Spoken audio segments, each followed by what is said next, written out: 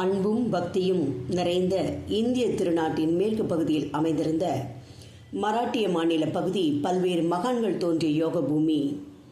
அங்கே நீல நிறத்தில் கோதாவரி என்ற புனித நதி பாய்ந்து கொண்டிருந்தது. பத்ரி என்ற அழகிய கிராமத்தில் வரிசை வரிசையாக இருந்த குடில்களில் ஒன்றில் ஹரிசாடே லக்ஷ்மி என்ற திருநாமம் கொண்ட அந்தன தம்பதிகள் வாழ்ந்து வந்தார்கள். நல்ல ஒழுக்கம், தெய்வ பக்தி, கல்வி கேள்விகளில் சிறந்து விளங்கினார்கள்.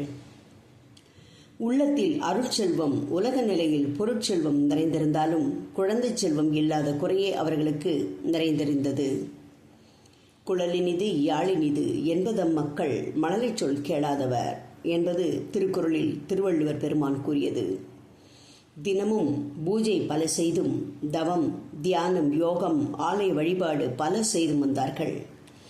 ஒரு நாள் இரவு ஹரிசாடே லக்ஷ்மி தம்பதிகளின் கனவில் ஒரே நேரத்தில் ஞான ஒளியின் வடிவில் இறைவன் தோன்றி, உங்கள் குறையை நிறைவு செய்ய யாமே வருவோம் என்று கூறி அருளினார்கள். மகிழ்ச்சி கடலில் நீந்தினார்கள் தம்பதியர் இருவரும்.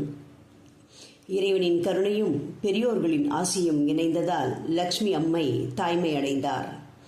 அன்று ஸ்ரீராம நவமி வியாழக்கிழமை அற்புத நேரத்தில் பிறந்த ஞான குழந்தையான சாய்பாபாவை கண்டு அந்த ஊர் அனைவரும் மகிழ்ச்சியை கொண்டாடினர். ஒரே ஒரு மனிதர் கண்ணீர் கலந்த ஆனந்தத்தில் ஆழ்ந்திருந்தார். ஞான குழந்தையின் பெற்றோர்கள் காரணம் கேட்டார்கள். அவர் கூறினார், அன்பரே, இந்த குழந்தையின் ஜாதகம் மிகவும் விந்தை நிறைந்ததாக உள்ளது. இறைவனே அவதாரம் எடுத்தது போல் உள்ளது.